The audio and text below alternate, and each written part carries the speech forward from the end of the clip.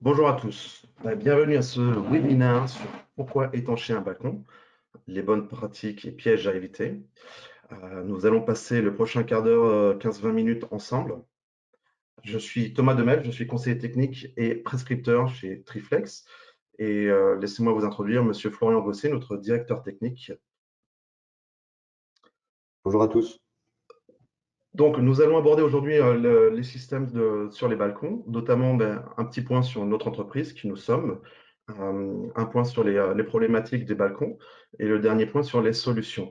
Vous avez en bas à droite un petit onglet questions. N'hésitez pas à poser des questions pendant notre présentation et nous y reviendrons à la fin de celle-ci.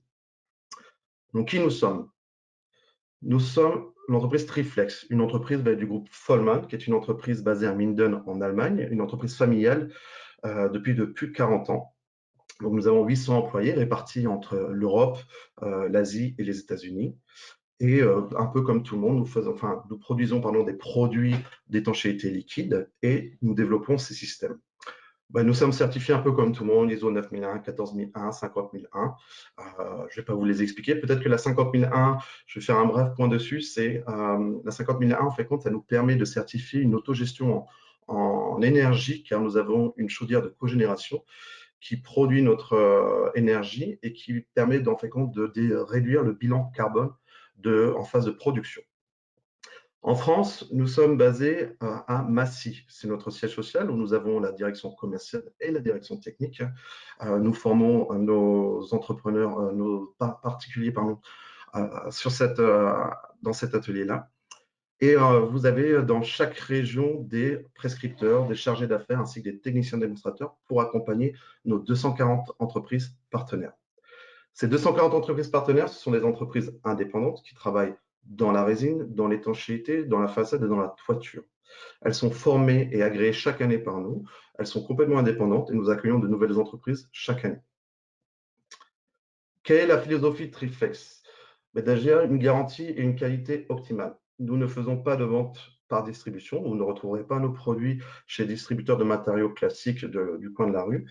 Nous vendons simplement en direct aux professionnels. Ça, c'est une stratégie commerciale parce que nous souhaitons mettre en place une qualité. Nous avons une qualité que nous voulons suivre. Un réseau de partenaires bien sûr spécialisés, une formation et une mise à jour technique obligatoire. Nos certifications, nous sommes sous garantie décennale sur tous nos systèmes et tous nos produits, donc avec des avis techniques qui sont déposés avec le CSTB. Bien sûr, nous ne sommes pas des systèmes dits traditionnels, donc nous ne sommes pas basés sur le DTU. Nous avons des certifications qui sont des avis techniques. Pourquoi choisir un système d'étanchéité liquide? Avant d'aller un peu dans ce détail, laissez-moi vous parler un peu des familles de l'étanchéité. Dans la famille d'étanchéité, vous allez retrouver trois familles. La famille du bitume, donc ce sont des rouleaux de bitume qui sont appliqués à la flamme. La famille des membranes synthétiques, qui est du PVC collé, appliqué aussi en rouleau. Et la famille des étanchéités liquides. Donc, dans la famille des étanchéités liquides, nous produisons le PMMA, le polyméthacrylate de méthyle. Bon, c'est un mot un peu scientifique, mais on va plus l'appeler le méthacrylate. Les avantages de cette résine-là, c'est une adaptabilité aux géométries complexes, directement circulable, une faible épaisseur, parce que nous sommes entre 6 et 10 mm, et une faible charge, parce que nous sommes entre 6 et 10 kg du mètre carré, ce qui est un avantage lors de rénovation ou de conception de produits, de projets neufs, puisque nous pouvons réduire ainsi la charge des balcons.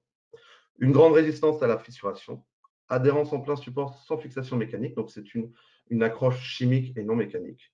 Une résistance aux UV et aux agressions chimiques, pas de joint, aspect esthétique parfait, et nous avons nombreuses options de finition, et là-dessus nous y reviendrons un peu plus tard. Donc les produits et les systèmes Triflex sont non toxiques, puisque vous n'avez pas d'isocianate ni de solvant. Nous n'avons qu'un seul produit, mais nous y reviendrons dessus, qui est un solvant. Donc nous avons des FDES et rapports disponibles. Ces systèmes-là sont à séchage rapide. Ce qu'il faut savoir dans le séchage rapide, c'est-à-dire que c'est très important pour faire du phasage ou pour travailler sur des sites occupés. Prenons l'exemple d'un immeuble où vous avez des résidents, où nous faisons une coursive. On peut phaser en deux parties justement cette coursive-là, ce qui permet un accès aux appartements pour les occupants et rapidement mettre les différentes couches que nous avons sur notre système. Nous reviendrons un peu sur ces couches tout à l'heure. L'autre avantage, c'est que c'est circulable en 2 heures. Une fois que nous avons terminé justement ce système, nous pouvons circuler 2 heures après application. Bien sûr, la pause est entre moins 5 degrés et plus 35 degrés, ce qui est un avantage puisque nous pouvons travailler tout au long de l'année, que ce soit en hiver ou en été. Une adhérence sur tout support du bâtiment. Donc, on va être adhérent avec des primaires sur du béton, du bois, du PVC, du verre. Une haute performance mécanique, une durabilité de 25 ans, un classement W3. Alors, le classement W3, peut-être que ça ne vous dit pas grand-chose, parce que ce classement W3, nous, en France, nous avons une garantie décennale, mais dans le reste de l'Europe, la garantie décennale n'existe pas. Nous avons une durabilité de 25 ans, un classement W3. C'est une classification des systèmes par les bureaux de contrôle qui classifient si la durabilité est de 5, 15 ou 25 ans. Donc nous, nous avons la classification la plus haute qui est une classification W3, donc une grande durabilité. Résistance à la stagnation d'eau, recouvrable à l'infini et résistance au feu. Nos segments de marché. D'un ordre général, nous sommes sur le clos et couvert du bâtiment, l'enveloppe du bâtiment.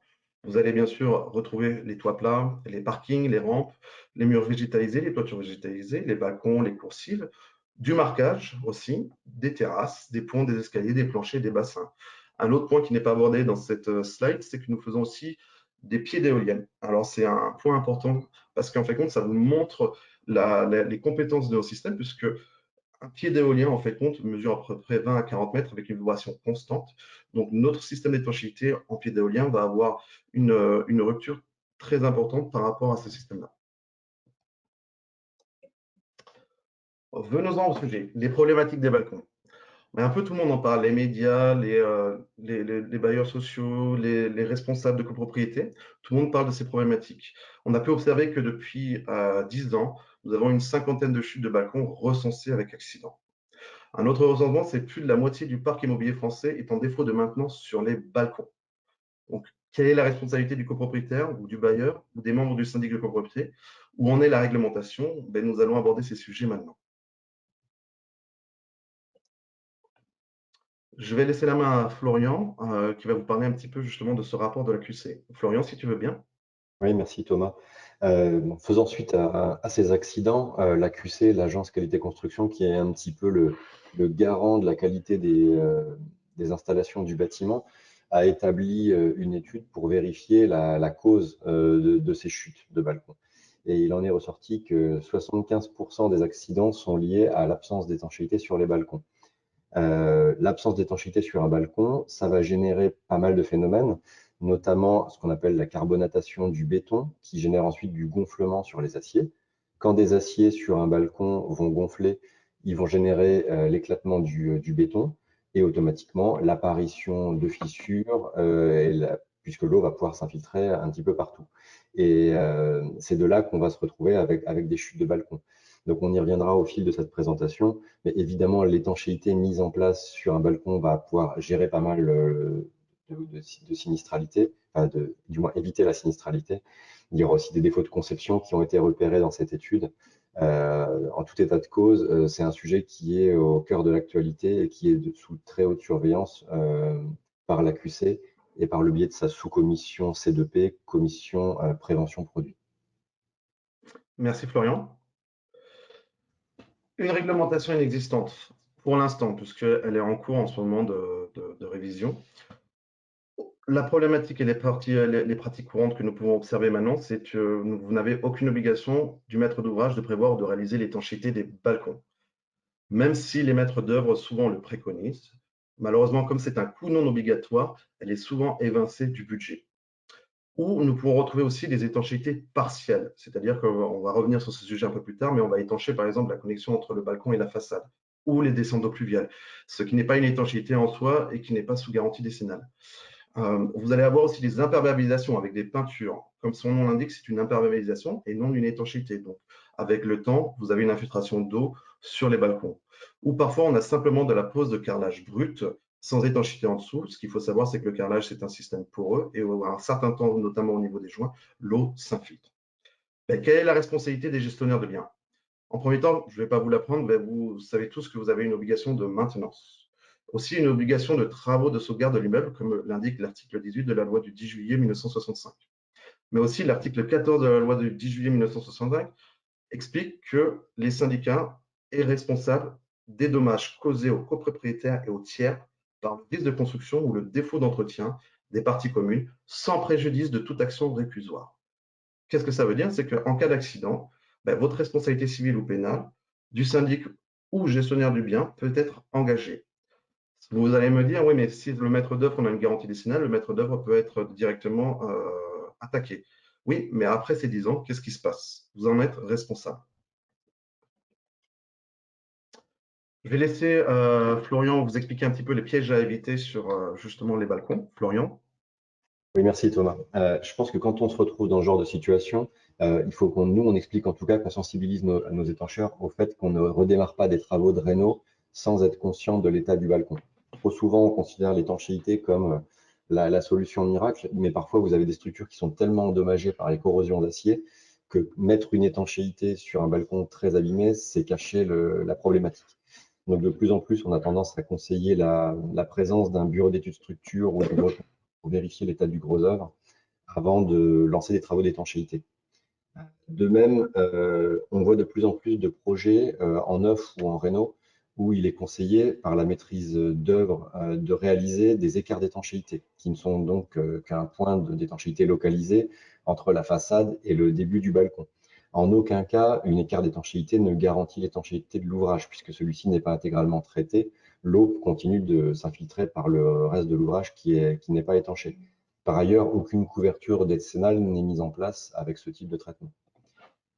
Exactement de la même façon, on voit souvent des ouvrages où uniquement les joints sont traités, ou plus ou moins traités, les joints de dilatation, les joints de fractionnement, les joints de diapason, ou les fissures, ou encore des imperméabilisations, donc des systèmes qui ne sont pas sous garantie, n'assurent absolument pas l'étanchéité et n'apportent donc aucune garantie en cas de sinistre.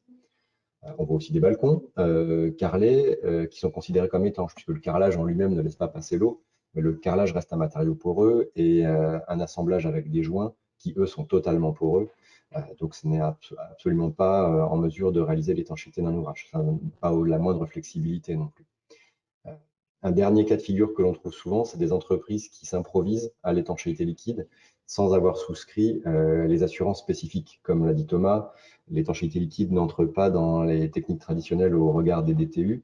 Donc cela implique pour les applicateurs de souscrire des polices d'assurance qui sont bien spécifiques à l'installation des systèmes d'étanchéité liquide. Donc on fait extrêmement attention, en tout cas chez Triflex, à ce que nos applicateurs soient bien couverts par les bonnes polices d'assurance pour que les travaux soient bien sous garantie.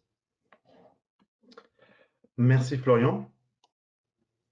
Donc, on a un peu abordé d'ordre général les problématiques des balcons. On va se concentrer un peu plus dessus. Donc, on vous l'a expliqué, une des problématiques, c'est l'armature déficiente, le positionnement aussi des fers à béton qui sont souvent un petit peu trop hauts, ce qui descend la charge. Vous avez aussi, dû aux infiltrations d'eau, un éclatement des bétons. Tout à l'heure, Florian vous en a parlé, vous avez la carbonatation du béton qui crée une dépassivation des armatures métalliques. Qu'est-ce que ça veut dire? Ça veut dire qu'une fois que l'eau est infiltrée dans le béton va créer une carbonatation qui va faire une corrosion des fers à béton et se propager sur l'ensemble du bâtiment. Donc, en gros, vos fers à béton vont rouiller et vont faire des éclatements, comme vous pouvez en voir en bas à gauche de la photo. Vous allez retrouver les problématiques d'imperméabilisation non performante, une exposition météorologique importante, par exemple si vous êtes en bord de mer avec l'air salin et l'iode ou en montagne, parfois malheureusement des effondrements de la structure et les fissurations justement vont créer malheureusement une infiltration dans la structure. Pardon. Les points de détail. Les problématiques des points de détail, comme on vous l'a expliqué tout dès le début, des balcons, des terrasses, des loggias, des coursives ont souvent des pénétrations, comme des garde-corps, des évacuations d'eau pluviale, des luminaires ou voire des ventilations. Ces points-là sont toujours des points critiques et ce sont les points qui fuient le plus souvent. Donc vous avez souvent des fuites au raccord multimatériaux, vous avez souvent des fuites au relevé, aux éclatements de nez de balcon, des traitements de joints de dilatation défaillants. Souvent, par exemple, en polyuréthane, les joints de dilatation sont simplement passés droit alors qu'il faut créer une laie qui va descendre pour maintenir la contraction du système. Des fuites ou descentes d'eau pluviale. Vous pouvez voir aussi en bas à gauche des stalactites qui sont en sous-face du balcon. Alors, lorsque vous avez cette problématique-là, il faut s'en inquiéter. Ça veut dire que le système est gorgé d'eau et qu'une partie du béton est en train de se dilater. Les solutions Triflex. Je vais laisser la parole à Florian pour vous en parler. Florian, si tu veux bien. Alors, sans rentrer dans les détails des noms de systèmes, on a pas mal de solutions. Des systèmes armés localement pour des balcons qui sont encore relativement en bon état, où on va uniquement utiliser une armature sur les points de détail, relever, rive, descente d'eau, traverser. Des systèmes totalement armés, comme vous le voyez sur la deuxième photo, pour des balcons qui, eux, seront déjà dans un état de fissuration un petit peu plus avancé. Ça, ce sont des systèmes circulables. On a aussi des systèmes sous protection lourde, sous carrelage, pour le même type d'ouvrage. Le point commun à tous ces systèmes, c'est qu'ils sont appliqués à froid, comme l'a dit Thomas, pas de flamme, pas de mise en machine à chaud. Ils sèchent très rapidement, on peut les utiliser à très basse température en période hivernale. On peut également rénover avec un système d'étanchéité liquide sur un ancien carrelage, dans la mesure où celui-ci est adhérent à plus de 90% sur l'élément porteur ou sur sa chape. Les systèmes sont tous résistants à la formation de racines et rhizomes, donc on peut végétaliser localement sur nos systèmes si c'est souhaité par le maître d'ouvrage. Résistant UV et grêle, résistant à l'hydrolyse, c'est très important quand vous êtes sous carrelage, puisqu'il y aura toujours une présence d'eau stagnante dans la colle à carrelage. Et la chimie métacrylate est très résistante à ce genre de phénomène, ce qui n'est pas forcément le cas de chimie polyester ou polyuréthane qui sont assez sensibles à l'hydrolyse. Thomas en a parlé aussi, on y reviendra. Nos systèmes sont réparables en permanence, c'est-à-dire qu'on va pouvoir réparer un endommagement localisé, on va pouvoir raccorder l'étanchéité si on a rajouté des éléments rapportés à la surface suite aux travaux, et on va pouvoir également renouveler, après quelques années d'utilisation, une finition qui serait fatiguée sans avoir à retoucher l'intégralité du système. La personnalisation, on y reviendra avec plein de coloris, plein de finitions possibles.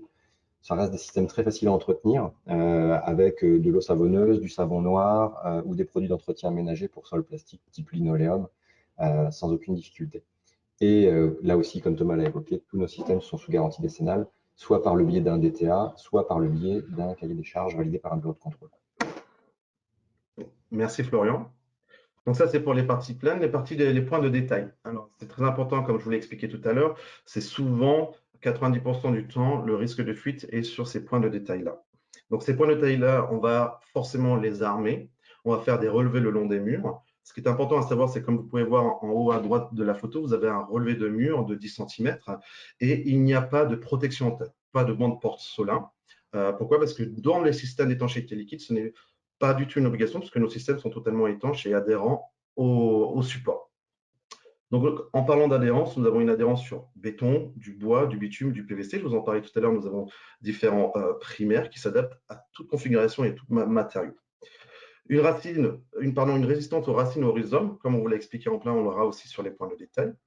Des certifications feu, des FDES disponibles, bien sûr une application à froid et une résistance à la rupture, et ça c'est assez important, de 4,1 mégapascal. Pourquoi? Parce que vous avez souvent cet élément qui est rapporté au balcon qui va bouger différemment du balcon, et donc cette résistance est assez importante pour éviter des futures fuites ou des cracks. Hop, pardon, veuillez m'excuser. Hop, je reviens. Voilà. Des solutions réparables et renouvelables. Je vous l'ai expliqué tout à l'heure, vous avez la famille des étanchéités, vous allez retrouver le bitume. Sur le bitume, par exemple, quand on veut faire une zone circulaire, on est obligé de le recouvrir avec une dalle de 5 cm. Lorsque vous avez une problématique de fuite ou que vous voulez rajouter un élément, vous êtes obligé de casser cette dalle. Donc, ce sont des travaux lourds qui sont mis en place et chers. Avec les systèmes de Triflex, vous avez la possibilité, en fait, de réactiver à vie nos systèmes. C'est-à-dire qu'on va utiliser le seul produit solvant que nous avons pour réactiver les molécules et la chimie de la PMMA, qui va permettre, en fait, de réadhérer avec notre système. Dans le cas, par exemple, ici, imaginons que vous avez un balcon qui a un défaut de pente, vous souhaitez recréer une descente d'eau pluviale là où la pente est le plus bas, on va pouvoir percer, simplement réactiver notre système et mettre en place cette évacuation d'eau pluviale sans que ça ne se voit. Le deuxième point, c'est que c'est renouveler ma vie. Si par exemple vous êtes propriétaire d'un balcon et que vous souhaitez changer la couleur et le balcon a été fait il y a 10 ans ou 15 ans, la couche d'usure peut être changée. On a besoin simplement de réactiver ce système, poser une couche de 800 grammes par mètre carré de finition qui est aussi en métacrylate et vous êtes reparti pour 10, 20, 25 ans, 30 ans. Voilà, donc ce sont vraiment des solutions avec une empreinte CO2 améliorée comparée à d'autres systèmes. Les finitions. Je vais laisser la main à Florian pour vous parler un petit peu des finitions. Alors, et évidemment, il y a pas mal de choses qu'on peut réaliser avec ce type de système.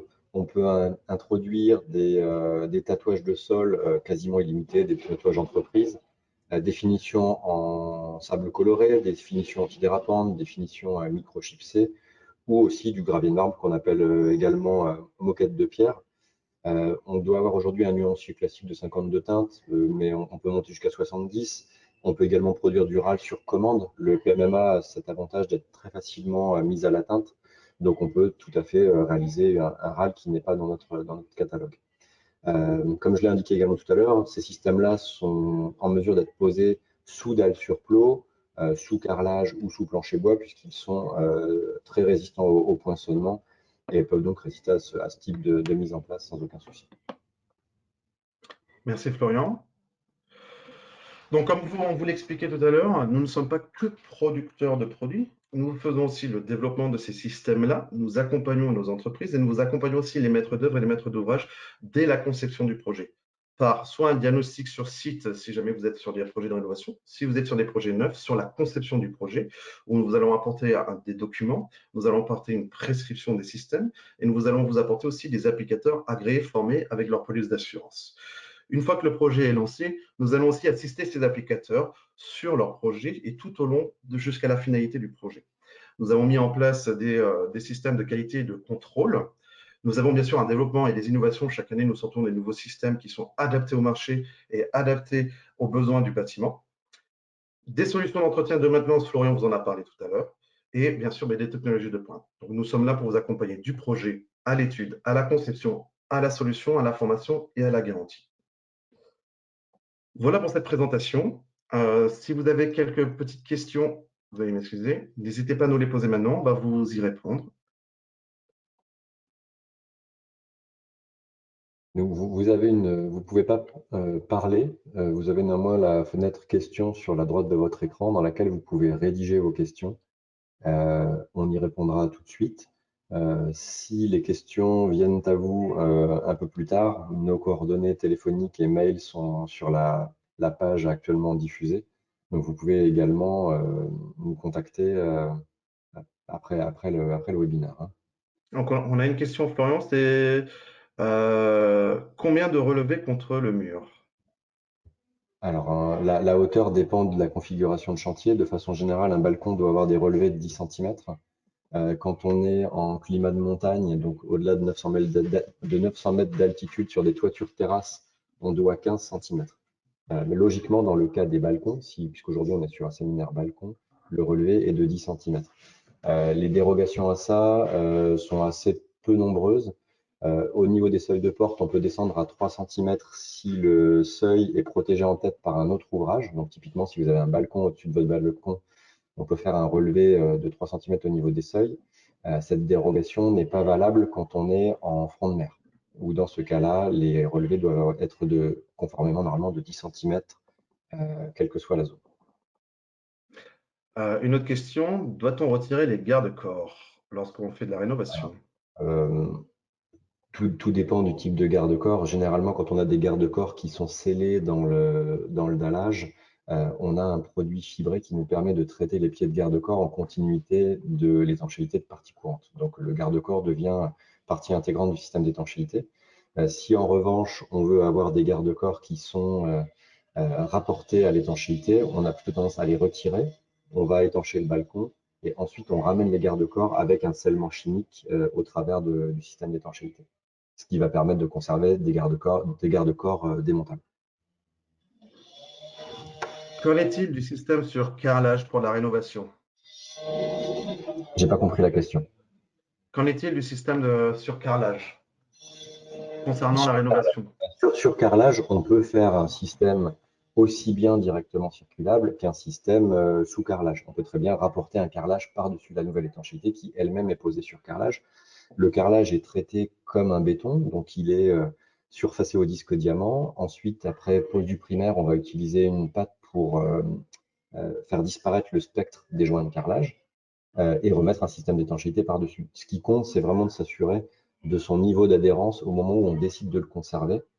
Pour vous faire un schéma un peu grossier, dans le sud de la France, on sait conserver du carrelage. Dans le nord, il vaut mieux les démolir, tout simplement parce qu'on a des phénomènes de gel et dégel qui vont conduire à du décollement de carrelage dans les zones soumises à gel.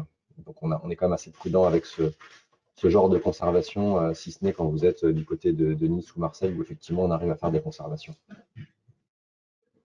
On a une autre question sur le prix des matériaux. Tout dépend du système, hein. Aujourd'hui, un système d'étanchéité liquide pour balcon, ça va coûter chez Triflex entre 30 et 60 euros du mètre carré en fonction du taux de renforcement qu'on va avoir besoin de réaliser sur l'ouvrage. Le prix dépend également évidemment de la surface du chantier. Un chantier de 10 mètres carrés ne sera pas vendu en termes de prix matériaux de la même façon qu'une copropriété où il y a 3000 mètres carrés de balcon à réaliser. Et je pense que si quand on a une notion de prix, il faut se mettre aussi dans un contexte de rapport qualité-prix et de durabilité. Si vous mettez 30 euros dans un système d'étanchéité liquide qui va avoir une durabilité de 8 ans, ou que vous mettez 50 euros dans un système qui en tient 25, le coût rapporté à la durabilité est évidemment plus faible avec un système résistant. N'hésitez pas si vous avez d'autres questions. Des applicateurs qui peuvent intervenir sur des balles consoles ou des applicateurs pour des rénovations de plusieurs résidences. Bah, il y a des entreprises de toute taille hein, chez nous, donc des entreprises qui vont pouvoir travailler sur des petites choses, mais pas forcément sur des grandes qui travailleront sur tout, et des grandes qui travaillent que sur des projets de copropriété. Généralement, les grands travaux de copropriété sont gérés dans des lots de façadiers, c'est-à-dire que les façadiers vont prendre les lots de rénovation de façade où il va y avoir souvent des traitements d'ITE et des traitements de balcon. Et donc, en général, ils vont travailler sur les deux parties avec la même entreprise.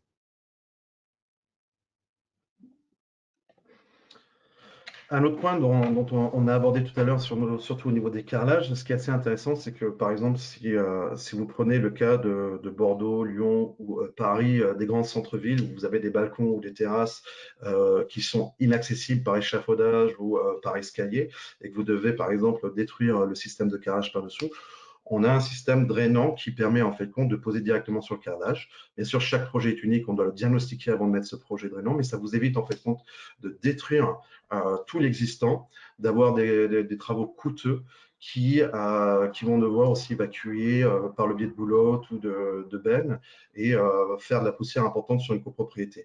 Donc on a ces systèmes-là de drainage qui vont pouvoir se mettre sur le carrelage et par-dessus, on va pouvoir mettre notre système d'étanchéité liquide. Ouais. Je crois Peut-on qu'on a une autre question.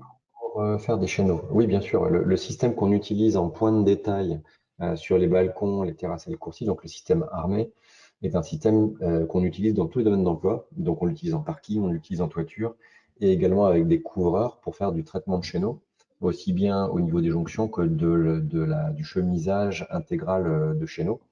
On traite bien d'autres points de détail de toiture avec des raccordements sur puits de lumière, des sorties de cheminée, des fuites de gouttière, voilà, tout ce qui va être sous chéneau sans aucun souci, hein. C'est un produit qui est également certifié dans ces domaines d'emploi, bien que ne faut pas oublier que quand on traite du point de détail en toiture, on est dans le cadre de la réparation et pas dans le cadre d'une couverture décennale. Pour avoir une couverture décennale sur un traitement de toiture, il faut que l'intégralité de l'ouvrage soit traitée.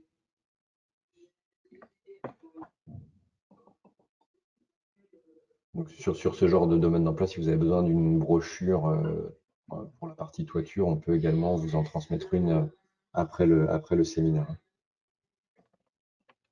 Réalisez-vous des visites de chantier? Alors oui, Ah, nous faisons des diagnostics sur chantier lorsqu'on nous le demande. Surtout sur la rénovation. Pourquoi? Parce qu'on doit voir plusieurs points. Parce que, comme on vous le disait tout à l'heure, chaque projet est unique. En premier temps, on doit regarder l'existant, le support. Si on va avoir une adhérence sur ce support-là, l'état du balcon. Et en même temps, on va parfois aussi regarder si on a un doute, faire ce qu'on appelle des clochages pour regarder s'il y a une étanchéité qui est existante sous la partie circulable. Par exemple. Ce qu'il faut savoir, c'est que sous les parties circulables, la réglementation française interdit de faire une étanchéité directe. Pardon, la réglementation interdit de faire une étanchéité sur un système qui a déjà une étanchéité, puisqu'on risque de créer une espèce de cocotte minute, une condensation qui va rester dans le système et qui va le détruire. Voilà. alors, dans d'autres cas, on peut aussi réaliser ce qu'on appelle les visites de fin de livraison, les visites de fin de GPA, donc un an après livraison des chantiers, mais c'est plutôt dans le cadre de gros projets type parking où notre accompagnement va évidemment être en phase amont pour définir le bon système, faire des tests de cohésion sur béton au moment des démarrages, mais également voilà, venir en fin de chantier, venir après un an, voir comment le résultat a évolué au fil des mois. Euh, on considère chez nous qu'on vend des systèmes qui vont vivre à minima à 10 ans, donc notre travail ne s'arrête pas à la livraison du produit au démarrage. Alors pour information, vous avez aussi des documents qui sont distribués pendant ce webinaire, donc les brochures triflex sur les balcons, les terrasses et les coursiers. Vous allez retrouver un petit peu tous les détails dont vous avez parlé, les guides de choix de balcon aussi et pourquoi étancher son balcon. Sachez que nous pouvons vous rencontrer, soit par biais de visioconférence pour travailler sur vos projets ou si vous avez des questions et des doutes. Nous pouvons aussi faire ça sur visite de chantier, diagnostic si vous en avez besoin. J'ai plus de questions pour le moment, donc encore une fois, n'hésitez pas à nous écrire ou à nous appeler par la suite si vous avez d'autres questions ou des sujets particuliers que vous voulez aborder, dans le contenu du webinaire ou totalement en dehors, évidemment. Je vous remercie pour votre attention et je laisse le mot de la fin à Thomas. Merci pour votre temps. Espérons pouvoir travailler ensemble et j'espère que nous avons répondu à toutes vos questions. Je vous souhaite une bonne journée. À très bientôt. Au revoir.